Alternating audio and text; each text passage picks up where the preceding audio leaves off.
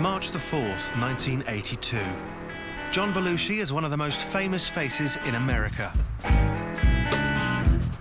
Hollywood royalty. John is an American hero, and his life was an American tragedy. We all thought we were invincible back then. I mean, who doesn't when they're 23, 24 years old? He was a good man, but a bad boy, but extremely funny. He's a comic genius with a fatal flaw. John did everything in his life to excess. He was on a binge. I was going to go out there that night. It was just that close. Tragically, in 24 hours, Belushi will be dead, poisoned by a toxic overload of drugs.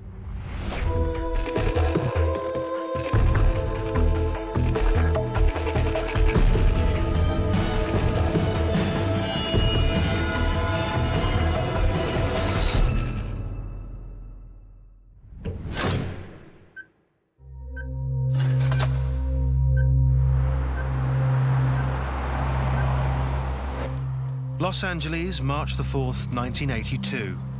It's midday, and John Belushi glides down Sunset Boulevard on his way to a power meeting. It will be his last. This is the beginning of his final 24 hours alive. Belushi has been using cocaine since he arrived in LA 4 days ago. His meeting is with the two men who, more than anyone, have been responsible for making him a star. Michael Eisner, the president of Paramount Pictures, and Belushi's manager, Bernie Brillstein.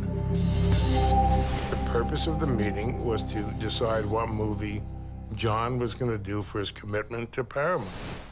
It was like George Clooney. They were coming to talk George or John into this movie.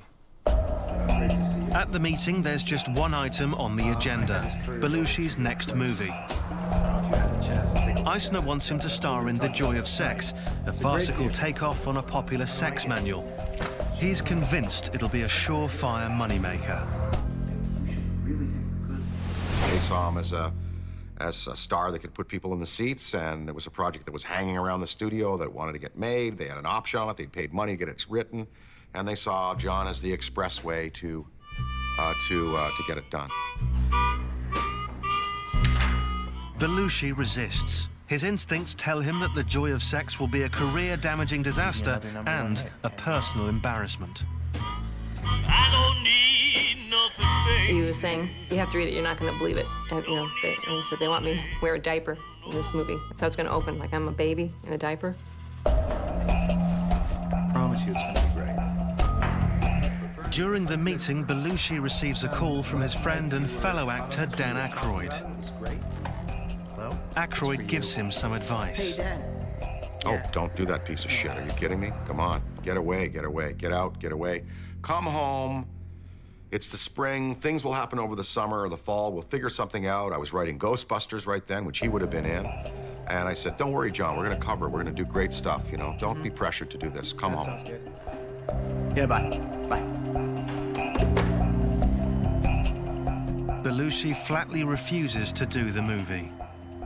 It was very nice. No one yelling, it was no crazy thing. And it was finally decided that it was a stalemate. You know, no one was going to do anything. But Belushi has a hidden agenda. He's battling an addiction that's getting the better of him. All right, I'll get it for you. How much is it gonna cost me? $1,800. John Belushi, God bless him, is an addict A to Z. And just like every other addict, it's a deadly disease. And there's always reasons that people use, but fundamentally it's the addiction that kills them. Just 3 years earlier, Belushi had the #1 movie, the top-rated TV show, and the #1 album, all at the same time. No other entertainer had ever done that. Well, that's one of those career highlights that one gets once in a career. John had Soul Man at the top of the record charts. He had Saturday Night Live at the top of late-night television. And he had the #1 comedy in the nation. And we all shared the abundance, and it was a time of celebration. You know, massive adrenaline rushes and just really good times. It was a heck of a ride. It was a good ride, most of the time. For a couple times, just hanging on, but it was scary sometimes. It was exciting. It was fun. It was innovative. It was different. Life with John was very fast. It always was fast. He always was on a fast track. He had a lot to do. He was very busy. John was a person who seemed on a mission in general in life. Like a little tornado. He just went through life and brought people along, and I think that most people enjoyed their time, but he did have more energy than most people. Belushi was a comic genius. He was unpredictable, outrageous, a master of slapstick. Like Keaton or Chaplin, any of those people, and I would definitely compare him to those people as a comedian. He had a great ability to physicalize. So he could make you laugh by raising his eyebrow. He wanted to do more, to branch out into more serious roles. But the studios only wanted the Belushi they knew from his earlier movies. They'd love to have me do Animal House goes to camp, Animal House joins the Army, Animal House rides a space shuttle, you know, but it's not the way I work. You know?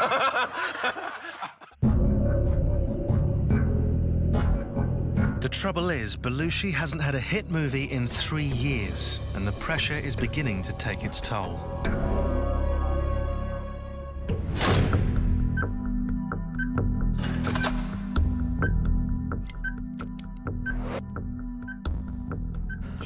John Belushi has turned down the sex comedy the studio have lined up for him. Next, he changes the agenda. He's borrowed money from his manager before and now tells him he wants cash to buy a guitar. Come on, Bernie. And we had cash in the office, and I gave him $1,800 cash. It was me. God knows I didn't know what was going to happen.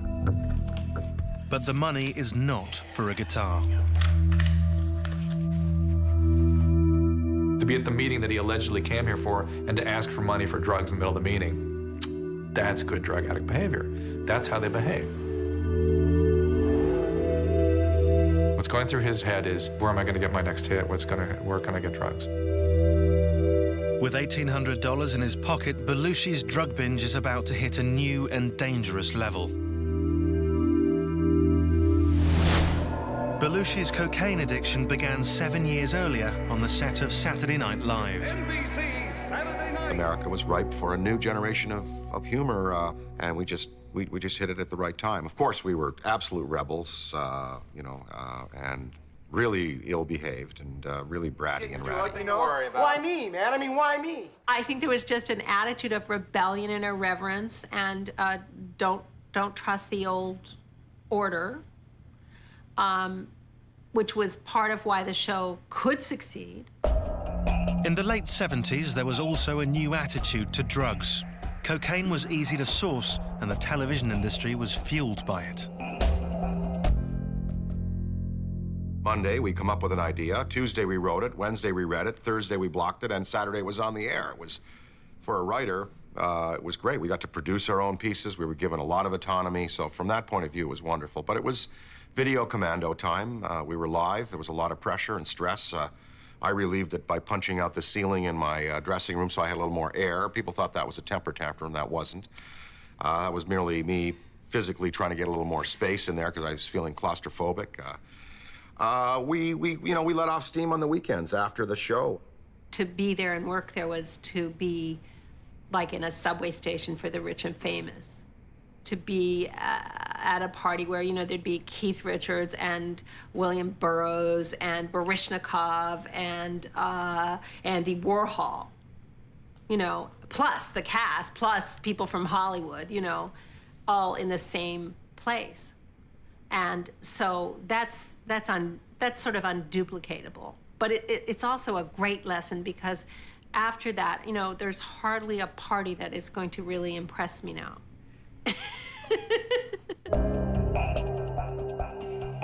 The cast once had to do 4 shows in a row without a break. By the last week, almost everyone was using cocaine to keep going. It's 3 in the morning and you have to think of 3 more jokes before 5 a.m. and you're falling asleep and someone puts out a line of cocaine. You have to be extremely strong-willed not to do it, simply because you need to stay awake. Not because you're going to be funnier. For Belushi and many on the show, coke was seen as just a harmless stimulant, virtually risk-free. Business.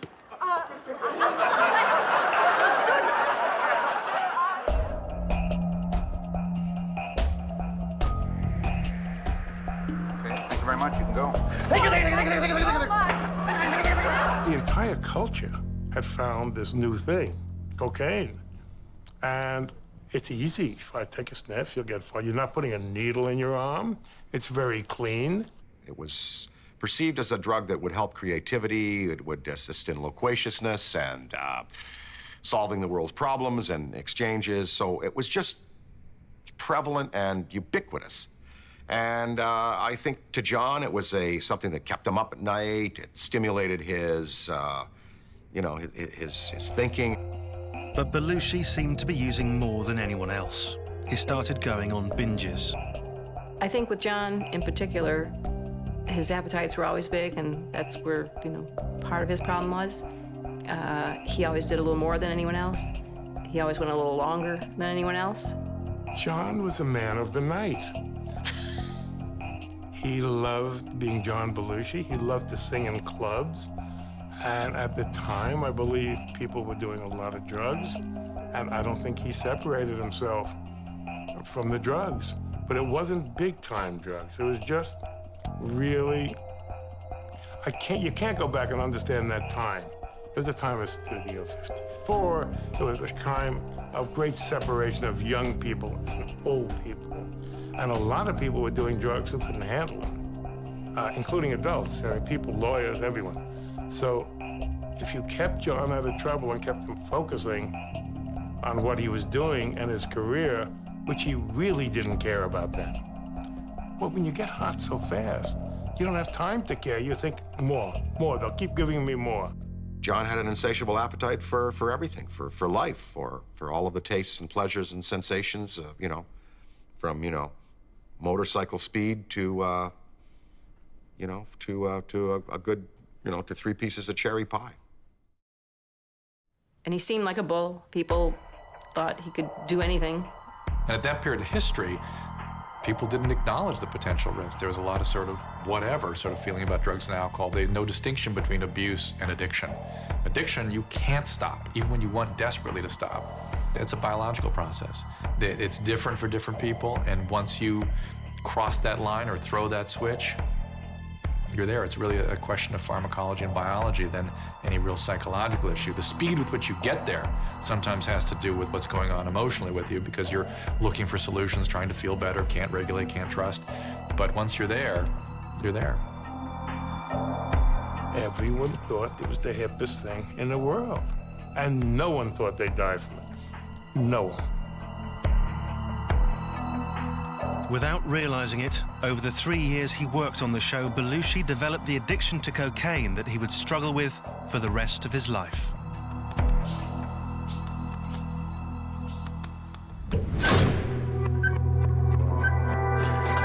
John Belushi has 22 hours left to live. Using the cash he borrowed from his manager, he's on a mission to score some drugs. He's barely slept in the past 4 days. He arrives at a friend's apartment.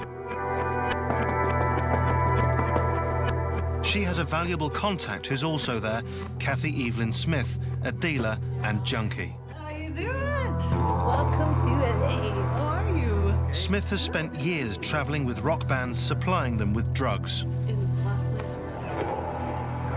The 3 of them do coke.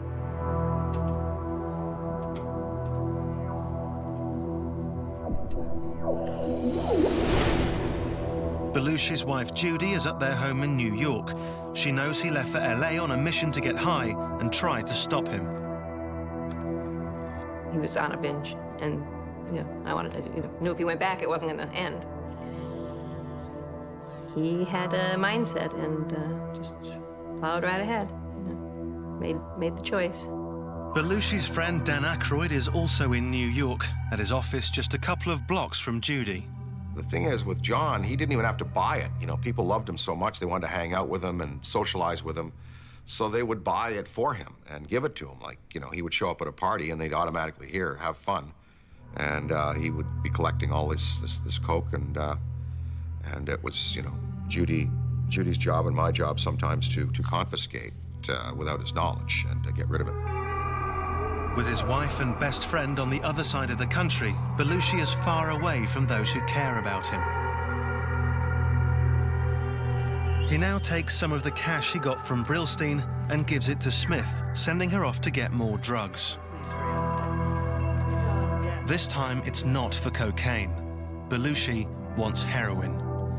He's losing control, sliding deeper into his drug-fueled binge, and there's no one around to tell him to stop.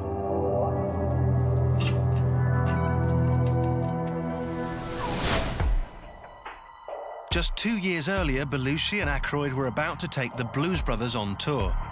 They'd created the characters on Saturday Night Live, and the movie had been a smash hit. But Belushi knew he had a problem, and he wanted to deal with it for the tour. He hired a bodyguard, Smokey Wendell, to keep him away from cocaine. He said, you know, I have all this going on, the Animal House, the Saturday Night, and I'm working on these other projects, and all of a sudden, it's just going too fast for me. And if I don't somehow get a hold of myself and get control of myself, I won't be around in the next 2 or 3 years. Smokey was great. He was ex-New York State Police, ex-Louisiana State Police, and ex-Secret Service. He had gone with Nixon to China. He was a very colorful and wonderful character who had John's best interests at heart. I was asking him why he was so dependent on it. Why did you always have to feel the need to go? Because most of the time, it's usually basically loneliness, pressure, more insecurities in yourself that you can't live up to that. And I believe when we talked about it, it was that. People always wanting him to be funny, people always wanting him to be on. There was no space. So that's why he would have to go to Candyland. On Belushi's last day, the drug that had once offered an escape was now controlling his every move.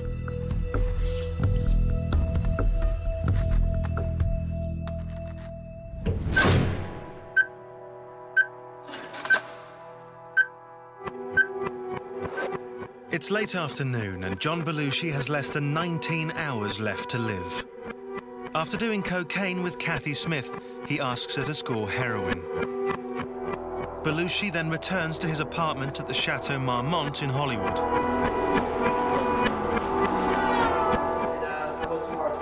He makes a number of phone calls, first to Brillstein saying he's changed his mind. He will do the joy of sex after all. Next, a call to Michael Eisner, head of Paramount, telling him the same thing. I'm in.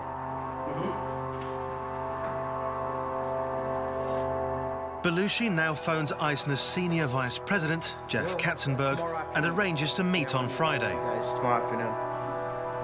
Sure. In a typically outrageous Belushi move, he tells the Paramount executive to give him a wake-up call. Okay. Katzenberg writes it in his calendar. Thanks. The executives believe Belushi is now on board. I have medical students every day in my unit, and I always train them to put their fingers in their ears when an addict is talking to them, because what they see is all bullshit, it's all obfuscation, it's all distortion, it's all their brain trying to find a way to get them out of there so they can continue using. So what you got to respond with an addict is how they make you feel, and learn to sort of intuitively read all that. And so this issue of John weighing out scripts and being so disturbed by that, there's no addict I know gets into that kind of nuance. It's more that he wanted to go use, he didn't want to do anything. True to form, the next call Belushi makes is to Kathy Smith to find out if she's scored the heroin. He wants to hook up immediately.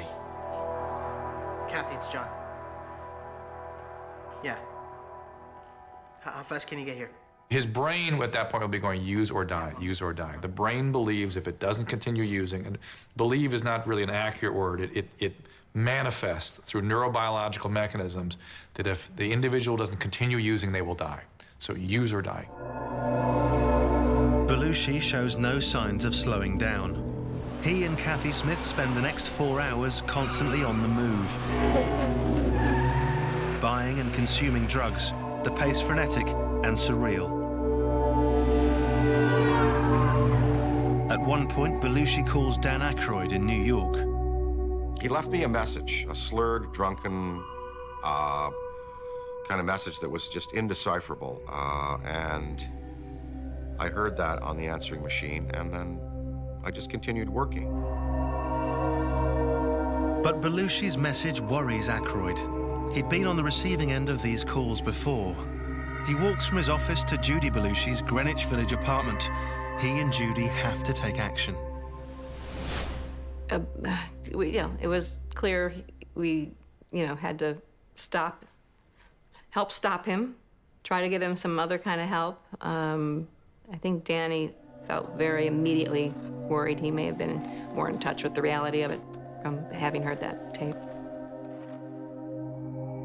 They decide they have to rescue John and get him out of Los Angeles. Judy calls Smokey at his home in Virginia. She said, do you think you can find some time for John? And I had always told her, never thinking it would happen, I always said, hey, if you ever need time, I will make time. Whatever I'm doing, I would do. And I said, okay, fine, I'll be out there tomorrow. Smokey tells Judy he'll fly to LA and bring Belushi home. But tragically, he didn't get to make that journey for her.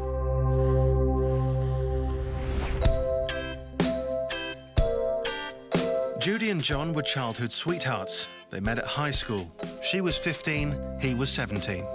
The first time I saw John, he was on stage. He was doing the varsity show, the big event in town. I'd seen a lot of these shows, and he was one of the best, and I knew it immediately. This guy has talent. They grew up in Wheaton, Illinois, a suburb of Chicago. John came from a family of hard-working Albanian immigrants.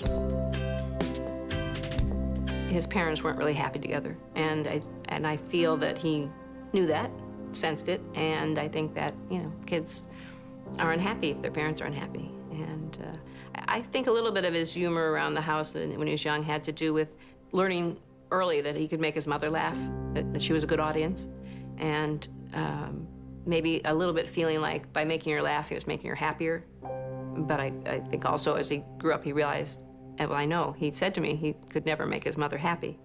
And I think, that's one of those things that kids really suffer from. Dan Payne was Belushi's high school drama teacher. He remembers the first time he saw Belushi. It was at an audition. The music director said, well, John, what are you going to do? He said, and he just started, well, I was going to tell some stories, and he started telling things. He was like a stand-up, and they were really funny. And all you could hear, the other students waiting to audition, standing backstage, they were all laughing. So this guy said to me, this guy's hilarious. The kids just love him. We're going to put him in the show. He fit in everywhere, and I don't quite know why. He was short. He was stubby. I never, you've seen the pictures of him. I don't think you'd say he was a nice-looking kid, good-looking guy, but he was not, quote, handsome. He wasn't the big blonde idol kind of guy. He was just sort of there, but people, there was something about, he was a very magnetic personality. By the time John finished high school, he was the football captain, the homecoming king, and voted most popular student. He liked to surround himself with people and always stood out in the crowd. I would say that John needed the group. He was a tough guy. I mean, alpha male, Illinois, heterosexual, toughie, but with, an open heart. I mean, he was very sensitive and vulnerable, and this is partly the reason that he came to the demise that he did, that he trusted people. Tragically, on his last day, Belushi now put his life in the hands of a known junkie. It was to be a fatal error.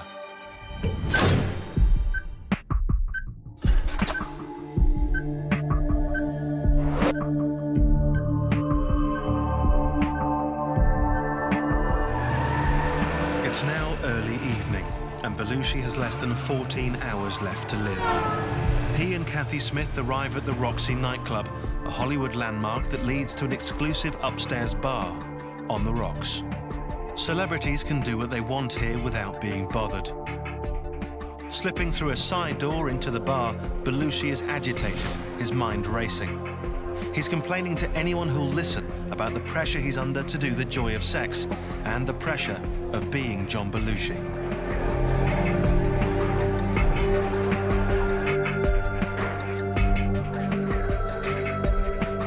Belushi and Smith go to the bathroom. A potent cocktail is being prepared, a mixture of cocaine and heroin that produces an immediate euphoric rush. It's called a speedball.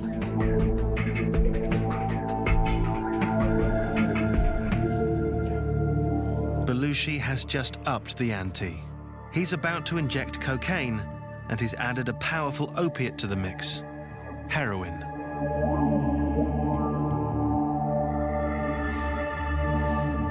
It's an extremely powerful delivery of large doses of the drug right to the brain.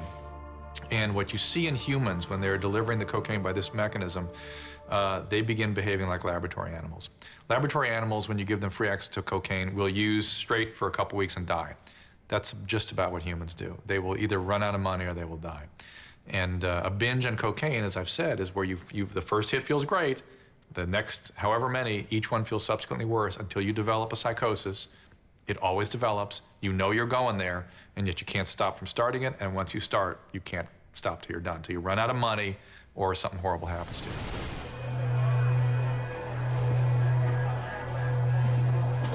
Belushi and Smith spend 5 hours at On the Rocks, making more than one trip to the bathroom. Belushi seems unable to stop. By the way, if John Belushi stayed in Wheaton, Illinois, where he was born, he would have been the same guy. Same way. You can't blame someone for someone's drug problem. It's the person who thinks he can handle it, then all of a sudden he can't. And when you're doing drugs, all you want are drugs. You don't want a career. John was really good at creating characters, but he hadn't gone through the maturity, which there's no age for it. But I think maybe it was a little, it was late. He was 33 when he died. He hadn't gotten to the point where he let go of the child, didn't let other people define him, and decided for himself that he was who he was, a good person, worthy of everything good that came to him, and those kind of ideas that I think give you your strength. And he didn't have that. On his last day, Belushi is a shadow of his former self. His body is slowly being destroyed by the drugs he's consuming.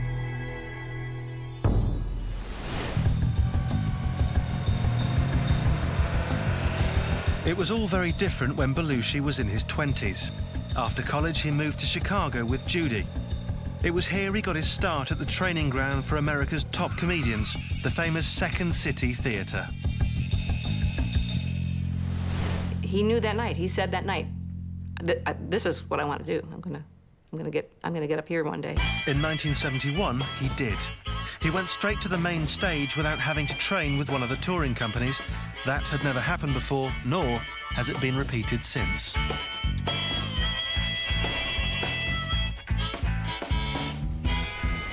Oh, it was incredible. He walked on stage, he didn't have to open his mouth. One knew that he had enormous presence, and then he turned out to be a good actor. Belushi was a high-octane performer. He pushed at the boundaries for the rest of the cast. Of course, it was the perfect scene for John because he was given permission to be insane, you know. And John was one of, like, our bellwether. He sort of rode point for us as our little comedy wagon train went out into the wilderness. If John went, wherever John went, you know, anything south of John was sane. An actor has a very ambiguous position vis-a-vis an audience. He has to expose himself to them, so to speak, and he has to ask them for his confirmation. And there's something in him that needs to ask, and something in him which hates that need to ask. There was no sign of the addiction problems to come that were to destroy Belushi. When he was at Second City, I think he was still young enough and buoyant enough that he didn't need a lot of pharmaceuticals to amuse him. He was so just thrilled to be on stage. I don't think he was more pharmaceutically inclined than the culture around him. He had an enormous amount of self-assurance and confidence, way beyond either his age or his level of achievement. He just knew he would make it, and you knew he would make it. Chicago was, I think, a big formative time for John. He was on top of the world there. It was the safest place to be. He was successful. He was supported by his teammates. People would come in from out of town to look at him and say, "You're doing a great job. Come out and screen test for us." But he could always return home to Chicago. He could count on the audience to embrace him. He knew what restaurants to go to. He knew where to get coffee at 2 in the morning if he wanted to take a walk. He had nice roommates. He had Judy, who was fabulous and supportive, in Iraq. It was he still had a dream. And so I think nothing could compare to those days. After Second City, Belushi got his break on Saturday Night Live. But everything changed when he won a part in the low-budget movie Animal House. He became an international superstar overnight. Opening night, I had never seen anything like it in New York. It was just crazy. The theater was crazy. So it was a big night. It was a premiere, and it was in New York City, and he was like, one of the stars of the movie. And it was a moment of innocence, because we went forward from that room, and I don't think it was ever the same. It's just took a turn. It wasn't all bad by any means. There was a lot of good that happened after that, but it was just sort of a real moment that changed after that. Well, you get to those heady atmospheres, it's sometimes tough to stay anchored, and I think that was certainly a factor in the usage of the cocaine and the vulnerability of John, the people who were preying upon him and kind of sucking his energy in that psychic vampire sense, It had taken Belushi just 7 years to make it. On his 30th birthday, he'd reached superstar status. He was #1 in every medium, film, TV, and rock and roll. But in 3 short years, he would lose it all.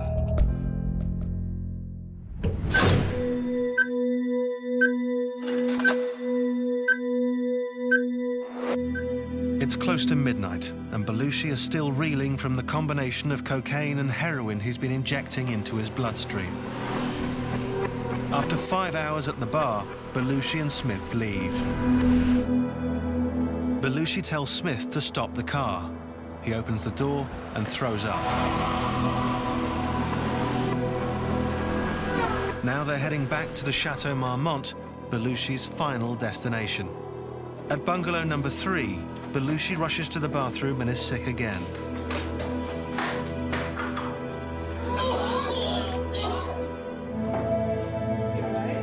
Belushi and Smith smoke a joint. He picks up his guitar, strums a few chords, and passes out.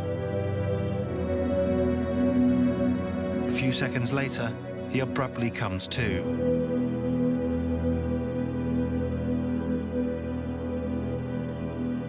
At 3:15 a.m., Kathy Smith injects Belushi with one more speedball. It will be his last.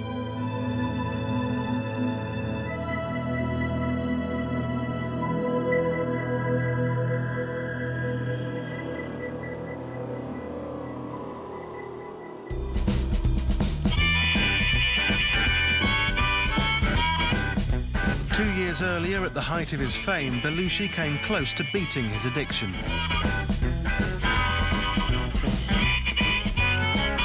Before taking the Blues Brothers on tour, he hired bodyguard Smokey Wendell.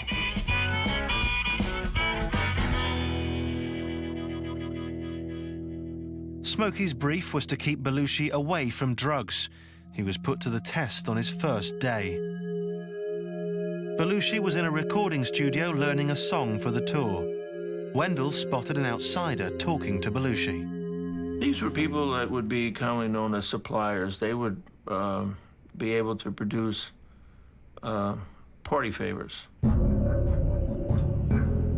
Smokey watched the dealer go into the bathroom after talking to Belushi. Smokey then went into the bathroom himself and found the drugs. John went into the bathroom, came back, said a few words to the guy, of which I knew it was basically whatever was there was no longer there. John went back in the booth, the guy went back in. So we did this 3 times. We played this game. 3rd time, John was getting really annoyed with the gentleman.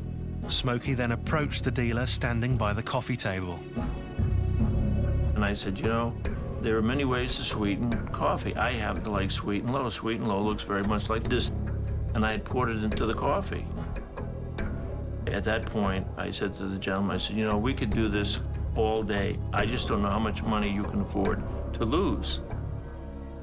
The guy, got totally very uncomfortable. The dealer tried another tactic, slipping some cocaine into a cigarette pack. Belushi announced that he wanted a smoke and picked up the cigarettes. And he was going to put it in his pocket. Well, then I knew that there was a favor in there. That turned into a physical altercation with John and I. It was a tug of war, and we were wrestling on the floor in the studio. And the 2 guys that were in the studio, they were, I don't believe this. I can't believe this. And we got up, and I said, John, look, if you want to do this, then you don't really need me here. If you don't, I mean, this is going to happen every day. It worked. We did a tour with the Blues Brothers, and that was grueling because we had, 20 shows in 16 cities.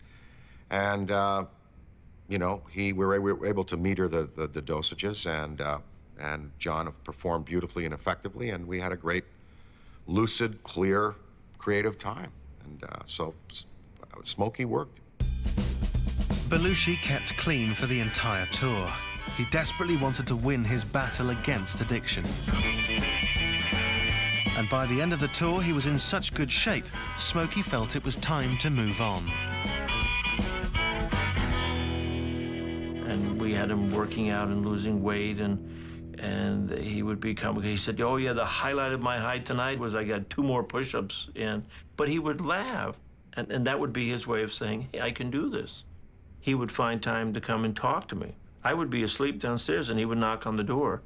And it was basically, I think he was at that point where he didn't want to sleep, he didn't want to go out, and he just wanted to talk. And it would be either about the work or the job, plans, ideas he has, his wife, how much he loved Judy, how much she meant to him. And I mean, on more than one occasion, he would say to me, you know, whatever she needs, whatever she wants, don't ever question, you just do it.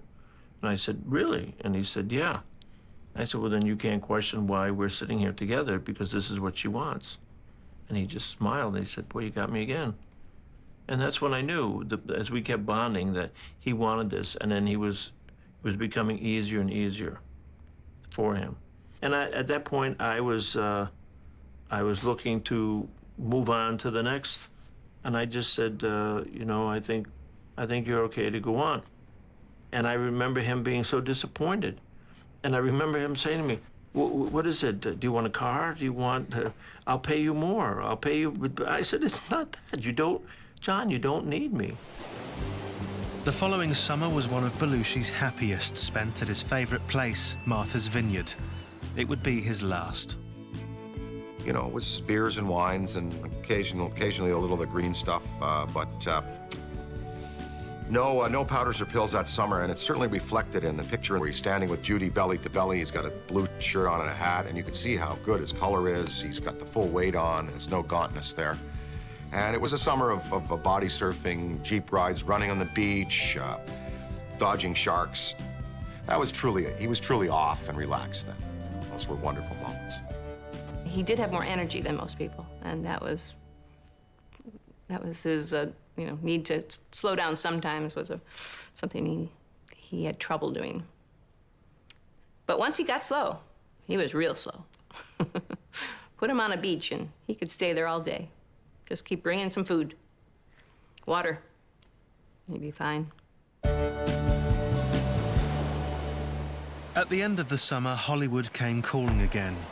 Belushi agreed to star in the comedy Neighbours with Dan Aykroyd. Well, Neighbours we shot at night on Staten Island, and again, at that time, Coke was ubiquitous, and everybody was using it like coffee. It was to keep us up at night, you know. But for Belushi, it meant temptation. He tried what we call white knuckle it. He tried to just avoid all this. You can only do that so long. It's like trying not to eat. You can only go so long without eating. Eventually, you're going to eat. He stopped lots of times. Yeah. He had a fairly long, seemingly successful time. But in retrospect, clearly whatever that wasn't dealt with. He was just in abstinence. It's like the dry drunk, if you stop drinking, but you haven't, it's the same thing. Whatever that is, whatever that's about. Getting people off drugs is the easiest thing in the world. Anybody can get off drugs. The problem is staying off. And that's where the whole treatment process comes in. Now, many people believe, A, they can control it themselves, and you see this is not a volitional process, so they can't, or that, B, they could substitute it with something else, like exercise and yoga and all those things. And that will work for a time.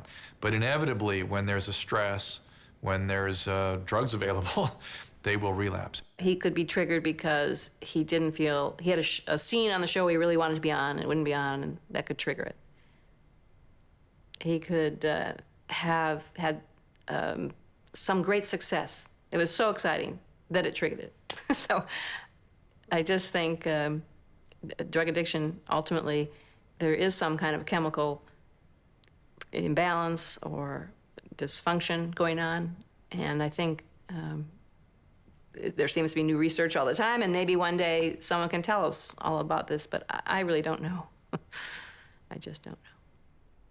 Intervention back then was not a tool that was used. Today, if we had a problem like this, we'd get 6 to 10 people together. We'd get the guy or girl in the room and sit them down and say, it's going to stop, you're going into rehab, that's it, and the flex cuffs would come out.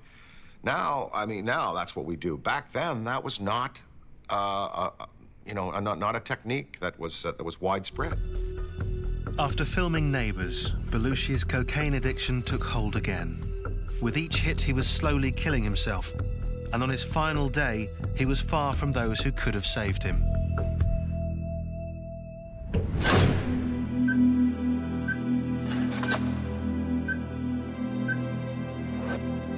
It's just before dawn. John Belushi has 6 hours left to live. He's been injecting cocaine and heroin all day. He complains of feeling cold. Kathy Smith puts him to bed and turns up the heat. Belushi lapses into sleep or unconsciousness. He's dying of his disease at this point. This is not an overdose.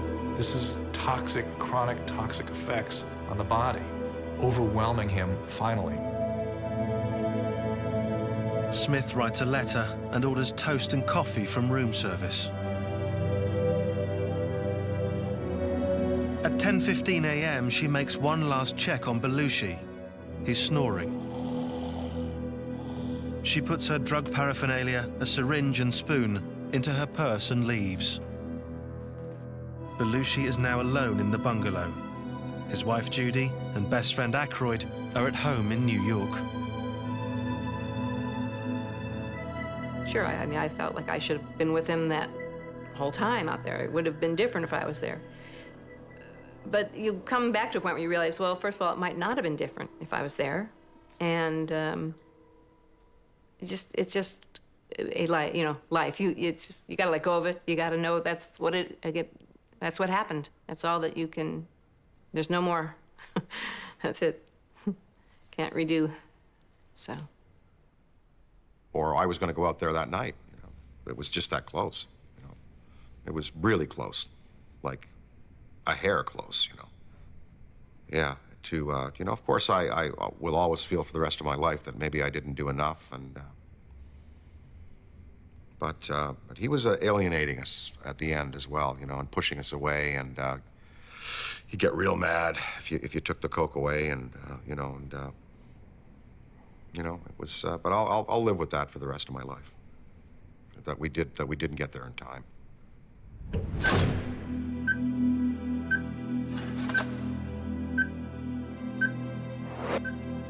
Belushi has been lying unconscious in his hotel bed for hours. Then at 12 p.m., Bill Wallace, Belushi's assistant, arrives at the bungalow with a typewriter Belushi wanted for script writing.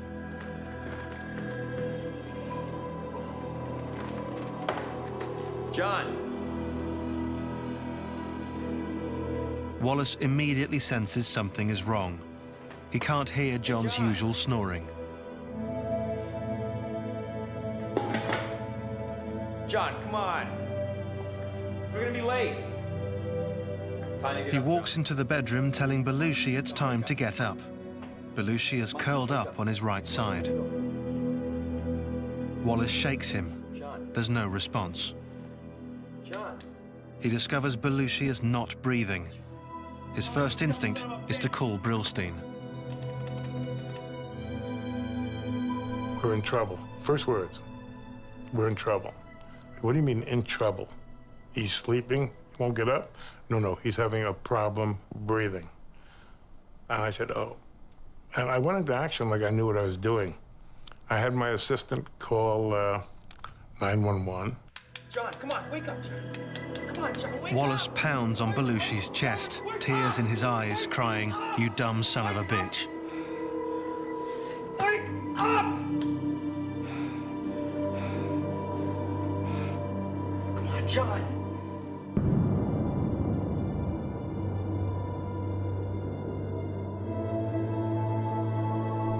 I went to the Cedars-Sinai to wait at the emergency entrance so no one would know John was coming over. At the Chateau Marmont, paramedics place Belushi on the floor. Not knowing he's already dead, they suspect a heart attack.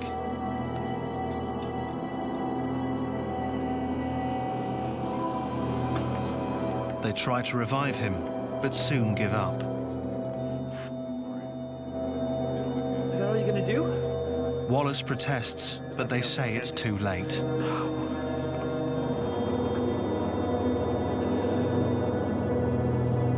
John Belushi died on the morning of the 5th of March, 1982.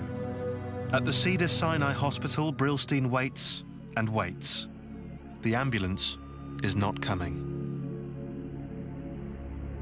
And finally, one of my assistants called and said, Bernie, you can come home, John is dead.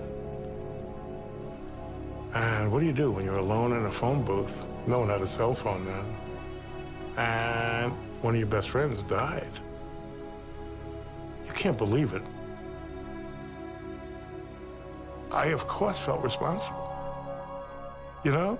I know everyone says this wasn't your fault, he would have gotten the money someplace else, but I gave him the $1,800.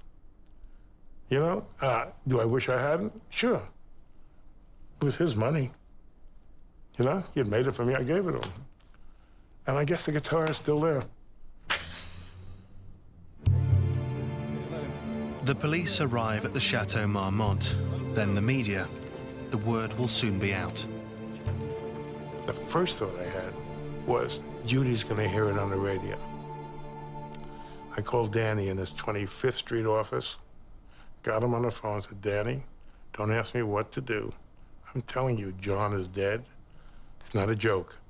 I was writing Ghostbusters at the time, and I was writing a line for him when the call came from Mr. Brillstein that he'd gone.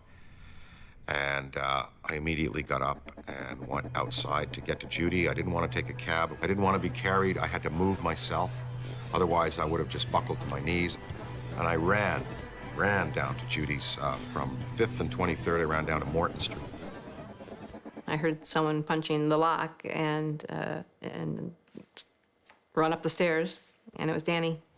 And I told her before anyone else knew, you know, that he was gone. And, but it was essential for me to get there before she heard it from someone else. So. And, you know, that's a real good friend. Okay. So. It was 2 weeks later that coroner Thomas Noguchi confirmed the cause of death. The office issued the official death certificate described as acute cocaine and heroin intoxication. An examination of Belushi's arms revealed that he'd been injecting for some time. He had injection sites both sides. I mean, no, this is not an overdose. This is toxic effect of intravenous drugs. It's hard for me to believe that he was doing intravenous drugs for only 4 or 5 days. This does not look like that kind of situation at all. It's like somebody's been doing it for a while and finally dies of it. Kathy Smith was arrested and eventually served 18 months in prison for her part in the tragedy.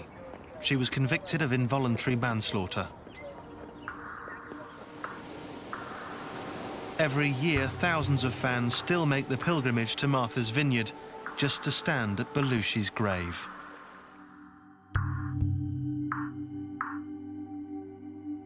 So somehow he's just touched people in that way, and I think when you actually have people feeling that you've made a difference in their life, then they don't forget you.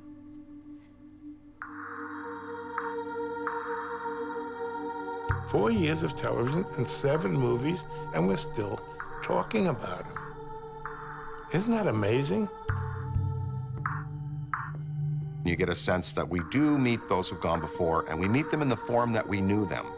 And they meet us in the form that they knew us. And just for a while, not forever, not for eternity, there is a reunion there. And it's going to be one rockin' night.